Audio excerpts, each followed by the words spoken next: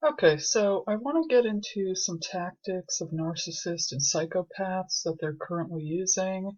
I put up a profile on an online dating site just for research purposes only, just to see what was going on out there. And um, I actually put in the description of the profile a disclaimer saying that, I know 95% of the people on here are narcissists, psychopaths, sociopaths, criminals, and scammers.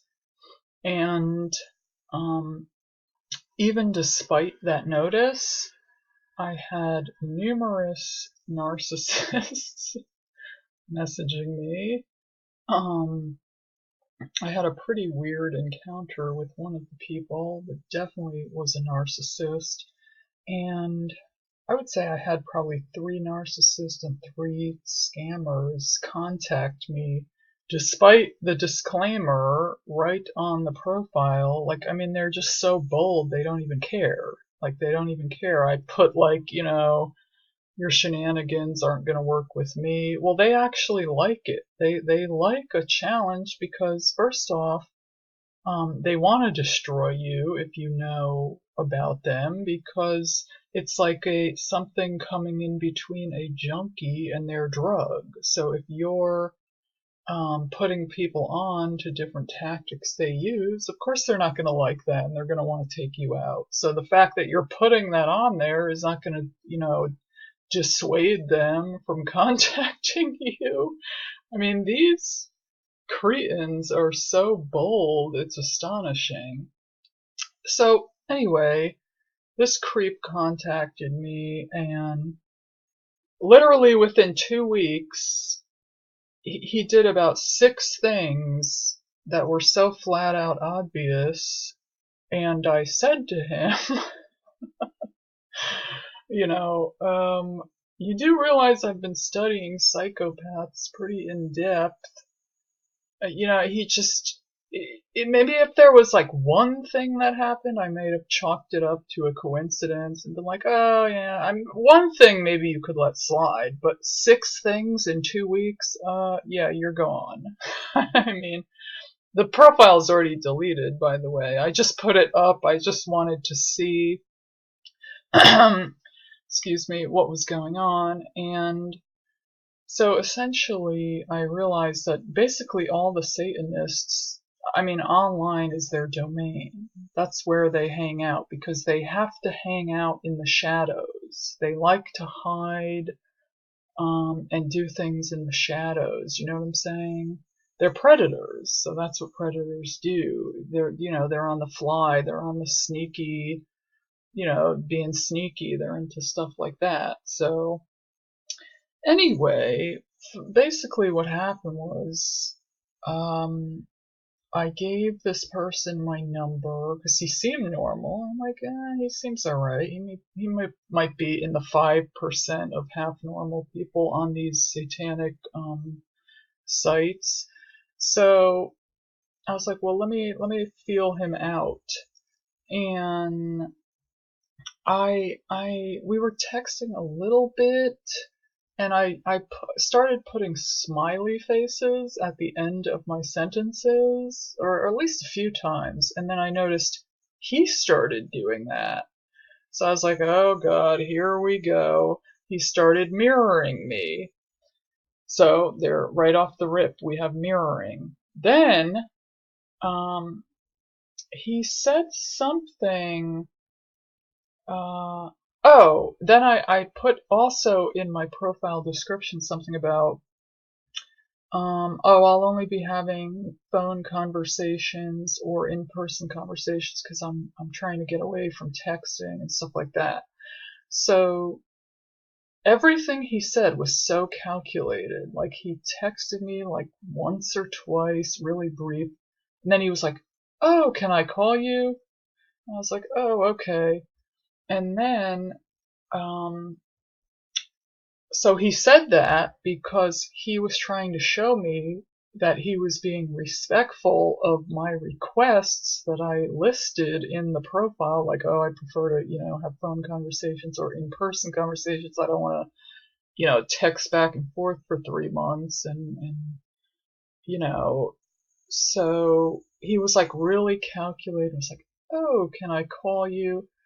So we spoke on the phone, and he was extremely calculated on the phone. He made sure to mention, he said something about he helped his sister move some things, and he was trying to, like, right off the rip, he was trying to get me to drop my guard and be like, oh, he's pro women, look how nice he is, he's helping his sister move, which I don't even think he did. I think that was a lie, because he mentioned also that in like a week or two his sister was getting married. So I'm thinking, who would move at the exact same time that they're getting married? That would be like putting two extremely stressful events back to back. Like, why would you move and have a wedding at the same time? That doesn't make a whole lot of sense. So I think that was just a lie. Like, I don't think that he helped his sister move at all. I think he totally made that up. Is it possible that they did move and have a wedding back to back? I mean, it could happen. It's just not likely that someone would do that. So I think he just made that up. He was just trying to make it like, oh, I helped my sister move. Oh, I'm such a caring, kind person. Look, I'm helping out this female. So I would drop my guard. You see what I'm saying? So then, just out of nowhere, he's like, yeah, and the guy she's marrying, he's a mama's boy. So he was like testing me, and I'm like, oh, mama's boy. Oh yeah, he's definitely a narcissist. I'm like, yeah, most narcissists are mama's boys. I'm like, oh, what are you testing my narcissism knowledge? Like, I said that right to him. So then, so there's three things right off the bat. Then he tells me that he had, oh, okay, he said, like, in some of his previous experiences with dating, he's like, oh yeah, I met a sociopath. And I remember that I listened to an associate direct video, and he said that that's a new tactic that they're going to start using, is they're going to claim that they're also a victim of a sociopath or a psychopath or a narcissist or whatever. That's exactly what this guy did. He's like, yeah, oh, okay. And then he didn't give barely any details. So I'm pretty sure that was a lie too. He just wanted to make it like, oh yeah, we're kindred spirits. We both had experiences with narcissists, sociopaths, psychopaths, etc. So again, another tactic to get me to drop my guard. Oh my God, he met a sociopath too, but he gave like zero details on what happened. He just said something like, yeah, we went out and she brought scissors to the date. That's all he said. I'm like, okay, so she brought scissors to the date. Like, he gave like zero details. He's like, okay, so she's a sociopath. She brought scissors to the date, and that's all the details you have. So I'm pretty sure that was a lie as well. So then, oh, and he made sure to just randomly throw out this information, like randomly. This is in our first conversation. All this stuff happened. I'm like, oh my God, it's just so blatantly obvious. And then he asked me, like, what kind of food do I like to eat? And I mentioned like 3 or 4 different things that I like to eat. And I'm like, yeah, I like this, I like that, and da da da da, these are my favorite foods, blah blah blah. And then he's like, okay. And then he throws out this restaurant with this really weird name, which was very specific. Like, it's like obvious he purposely picked this place. And he's like, oh yeah, there's this place in such and such town that I like. So he went and took all this time to ask me what kind of food I like, and then told me he wanted to take me to a place that he likes. It's like, hello, if you're asking someone else out and you took the trouble to ask them what kind of food they like, why don't you take them to one of the choices of the food that they said that they liked? And then you flipped it and were just like, oh, I want to go to this place that I like. Maybe if he said it in a different way, if he was like, oh my God, I would really love to show you this place that I like because I think you would really like this place or something like that. You know what I'm saying? But that's not how it went down. It was like blatantly obvious he was just being a narcissist, you know. Anyway, so that's 4 and 5. Okay, and then what was the last one? Oh yeah, okay, I wrote it down here. Out of nowhere, so then we only had one conversation. Then out of nowhere, oh, and then every morning, let's just say my name is like, I don't know, Sarah or something. Every morning he kept going, hi, Sarah. It was like really creepy. And like that's all he would say. It would be like a text and be like, hi, Sarah. And then the next day it would be like, hi, Sarah. I'm like, wow, this guy's has a lot to talk about. He's very original. Typical narc robot conversation. Everything with them, you could tell the conversation, even when I talked to him on the phone. It was so like labored. Like he doesn't know how to act like a normal person. Everything is super calculated, just throwing out random stuff to see if I pick up on it. And I'm sure there's probably like 3 or 4 other things that I didn't even catch. I'm sure about that, you know, that I didn't, that he probably slipped by, that like he probably was like, ooh, I got that one by her, you know. And then, oh yeah, okay. So then one day he texts me and he's like, oh, do you mind if I send you a picture of myself? It's like, okay, well, I didn't ask for a picture of you. He just was like volunteering a picture of himself. It's like, well, okay. So I was like, yeah, sure. But I knew the whole point of him doing that was he was going to then try to coerce me to send him a picture, which I don't send pictures. Um, First off, I don't know you. You could be a serial killer, and all people online are all narcissists and psychopaths anyway, so what the hell do you need a picture of me for? Unless you're my man, you don't need no pictures of me, okay? So he sent me the picture of himself, which I didn't really even respond to.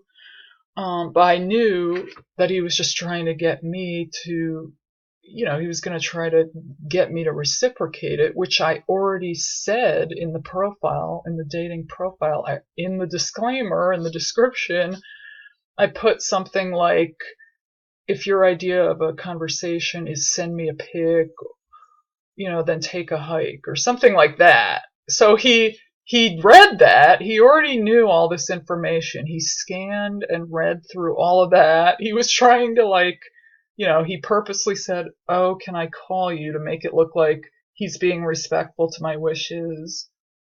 Then he knew he couldn't flat out just say, "Send me a pic." So he tried to finagle his way around that by offering up a picture of himself, even though I never asked for it nor cared to see it because we were going to meet eventually until, you know, he did all this stuff. And then I was like, I'm out of here. This is like a psychopathic, you know, lion's den, essentially. So I was like, yep, I'm out of here. I think I even said that to him. I'm like, yeah, every last one of these pieces of shit on these sites are narcissists. So everyone online, it's a satanic supply web. That's where they go. Then we go and talk about it on YouTube. Then they try to re-traumatize us. It's a win-win-win for psychopaths. Okay, that's why I don't even like to be on here because I already know what time it is. So it's essentially lose, lose, lose for um, the other party. I don't want to use the word victim. The target. I don't know. The person, the predator is trying to, the prey, that's the word I'm looking for. So it's a lose-lose-lose situation for the prey, because why would you go into the predator's domain? You see what I'm saying? So, and they already know that, so it works well for them because, like I said, it's a win-win situation. We are in their lion's den to give information, so it's like a complete lose-lose situation all the way around, which is why I've been spending less time on here, because I already know what goes on in this place. So anyway, I just like to share the tactics, though, for other people who are just learning about narcissism. So anyway, guys, I just wanted to share that story. I thought maybe some of those tips might help you to see some of the tactics they're now using on these sites. Do not go on internet dating sites. It's all psychopaths. Just meet people in person. I'm not saying you won't meet a narcissist in person, but you're much less likely to meet them than in some online thing. It's literally almost 100% all narcissists on there. Okay, thank you.